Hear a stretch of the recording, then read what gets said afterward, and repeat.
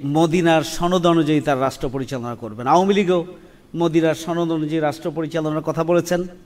আমাদের বর্তমান সরকারও নির্বাচনের আগে জনগণকে প্রতারিত করার জন্য মদিনায় ভিত্তিক সনদ ভিত্তিক রাষ্ট্র পরিচালনার কথা তারা বলেছেন। বর্তমান সরকার তারা সংশোধন চায় সংবিধানের, রাষ্ট্র কাঠামোর মৌলিক কোনো সংস্কার, সংবিধানের মৌলিক কোনো সংস্কার, আমূল কোনো পরিবর্তন তারা চায় না।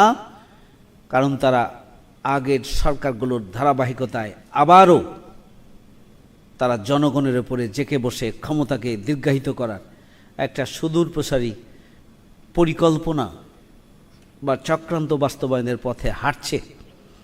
এটি একটি আত্মঘাতী পদক্ষেপ বিএনপির জন্য। আমরা আলোচনা করছি রাষ্ট্র সংস্কারে মহানবী সাল্লাল্লাহু আলাইহি ইসলামের নীতি এবং আদর্শ। আমাদের বর্তমান রাষ্ট্র অথবা 55 বছরে যে রাষ্ট্রের দায়িত্ব পালন করেছেন বিভিন্ন সরকার, সবচেয়ে দুর্ভাগ্যজনক হলো যে 90%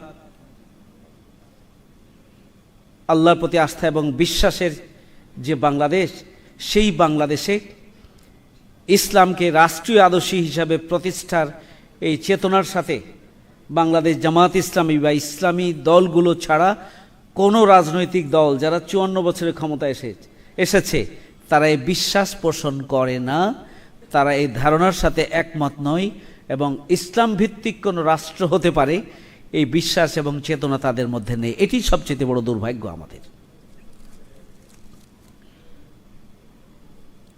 ইসলামী কল্যাণ রাষ্ট্র ছাড়া মানুষের অধিকার প্রতিষ্ঠিত হতে পারে না।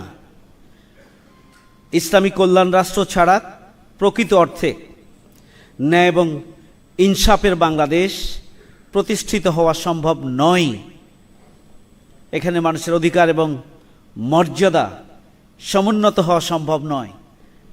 এই ধারণাটি কল্যাণ রাষ্ট্র প্রতিষ্ঠার জন্য ইসলামী রাজনৈতিক দল হিসাবে যারা চেষ্টা করছেন তারাই শুধুমাত্র উচ্চারণ করছেন, আর জনগণকে, ভোটারদেরকে বিভিন্নভাবে প্ররোচিত করার জন্য, প্রতারিত করার জন্য কখনো কখনো আমরা শুনি জুলাই সনদের, কখনো কখনো আমরা শুনি যে সেই মদিনার সনদ অনুযায়ী তার রাষ্ট্র পরিচালনা করবেন। আওয়ামী লীগও মদিনার সনদ অনুযায়ী রাষ্ট্র পরিচালনার কথা বলেছেন। আমাদের বর্তমান সরকারও নির্বাচনের আগে জনগণকে প্রতারিত করার জন্য মদিনায় ভিত্তিক সনদ ভিত্তিক রাষ্ট্র পরিচালনার কথা তারা বলেছেন। এগুলো হচ্ছে ভোট পাবার জন্য, এগুলো জনগণের অধিকার প্রতিষ্ঠার জন্য নয়, এগুলো ন্যায় এবং ইনসাফ প্রতিষ্ঠার জন্য নয়। এই ধরনের বক্তব্যগুলো প্রকৃত অর্থে একটা কল্যাণ রাষ্ট্র প্রতিষ্ঠার জন্য নয়।